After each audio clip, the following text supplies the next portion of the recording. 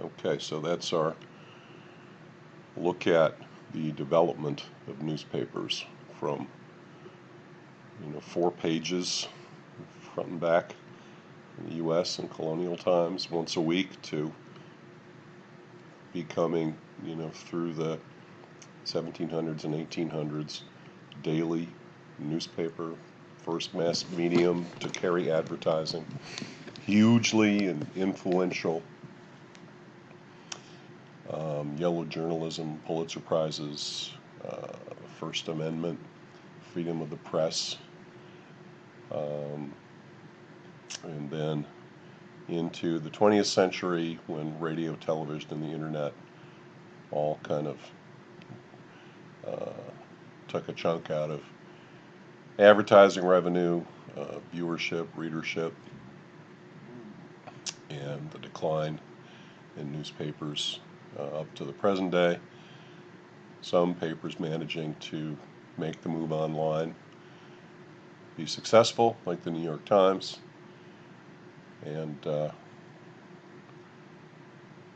here we are. Let's talk about the industry. These are the main kinds of newspapers. Your national dailies, like USA Today. New York Times has really become a national daily, particularly with its digital edition, because a lot of the subscribers don't even live in New York. Got your big metropolitan newspapers today, whether it's the Boston Globe or the Los Angeles. What is it? It's the Los Angeles, I want to say Times, but I probably have it wrong. For some reason I'm blanking out on that. Those of you who come from suburban America probably have some kind of suburban newspaper. Might be a weekly, might be a daily. I know up in the Adirondacks, where my ex-wife and I had a house, and she still has a house, we've got the Times of Ticonderoga coming out once a week. Weeklies and semi-weeklies. We've got ethnic press. There are newspapers published in Korean and Chinese and many other languages here in the U.S. to serve those so-called ethnic populations with news and information and ads. 7,000 newspapers, and you can see the breakdown here in terms of different types, as we saw on the previous slide.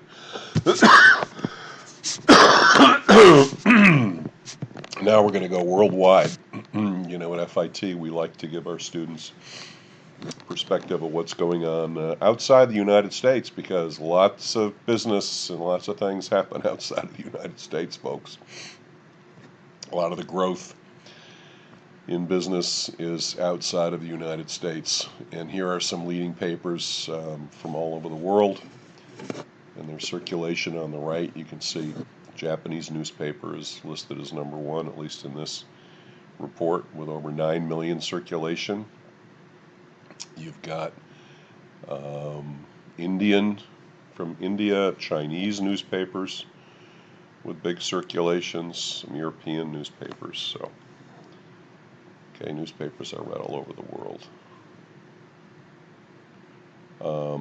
In terms of companies and kind of the forming of conglomerates, a couple of companies buying up everybody else. Gannett and Gatehouse merged. Gatehouse was a major suburban paper company, merged recently. The Tribune is still strong. Hearst still publishes newspapers. Advanced Publications publishes several newspapers, including, I want to say, the Newark News, I think it is, the biggest paper in Newark, folks. Advanced Publications is owned by the Newhouse family, who also own Condé Nast, Vogue magazine, GQ, etc. McClatchy went bankrupt. There's the Times Publishing Company, Los Angeles Times, etc. Rupert Murdoch owns some newspapers. A big one he owns is called the Wall Street Journal. That's another national paper, folks, with several million circulation. Jeff Bezos owns the Washington Post. The Boston Globe was owned by the New York Times Company for quite a while. The fellow who also owns the Boston Red Sox and Liverpool Football Club, John Henry, bought the Boston Globe from the New York Times Company for $70 million several years ago. Warren Buffett, famous investor, Berkshire Hathaway, multi-billionaire, kind of amazing guy if you don't know about him, owns the newspaper in his hometown of Omaha, also owns the Buffalo News. He likes the newspaper business if it's one paper with no competition in a city. He likes the business still, okay, and owns some papers. I could tell you, I had a friend who worked at the Buffalo News when he bought it. They got all new computers pretty quick. And my bet is that so did the Washington Post after Jeff Bezos bought them. Here's Tribune Publishing being bought by a hedge fund. The problem with some of these hedge funds buying newspaper companies is they squeeze the cost out of them and they let reporters go. It's not so good for the reporting side of things. There's Jeff Bezos with the Washington Post running that ad that we saw. This happened in San Francisco, where another successful businessman, this time a local businessman, bought San Francisco Examiner and the weekly newspapers. So we're seeing conglomeration. We're also seeing, in a few cases, some wealthy individuals coming in. Another wealthy guy bought, by the way, Time Magazine.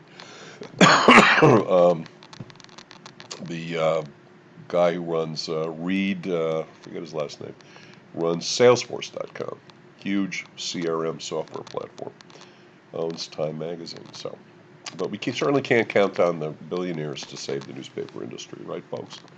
Doesn't hurt, but it's not a huge help. Here are some trade associations for newspapers.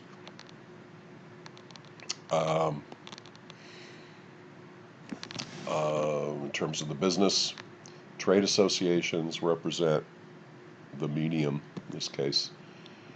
Let's just go to one of these sites and take a look at it. They represent it to advertisers and also to Washington, D.C. They're just trying to, the newspaper companies pay membership dues.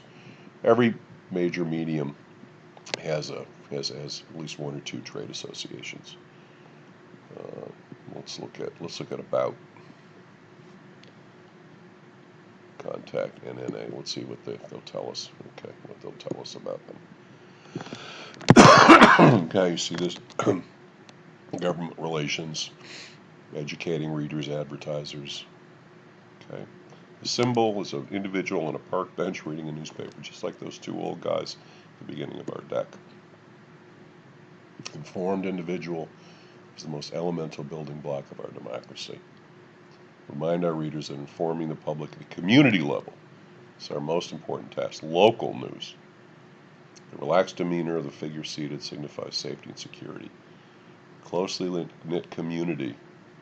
Remember we talked about in some of our first lectures, media, different media knitting together, appealing to, setting the standards and the opinions of a community. Okay, newspapers. These folks are trying to keep newspapers, local newspapers, at the center of that. A worthy, in my view, a worthy cause. I hope you agree. Just another, this kind of comes out of nowhere, I know, but environmental concerns when we think about printed newspapers. So, like I said before, 73% of the printed newspapers are recycled. And then it turns into other newspapers, but also into cereal boxes, egg cartons, grocery bags, etc., including new newspapers. So just so you know. And let's stop here, and then we will talk a little bit about the future of newspapers, and we're kind of winding things up here on newspapers.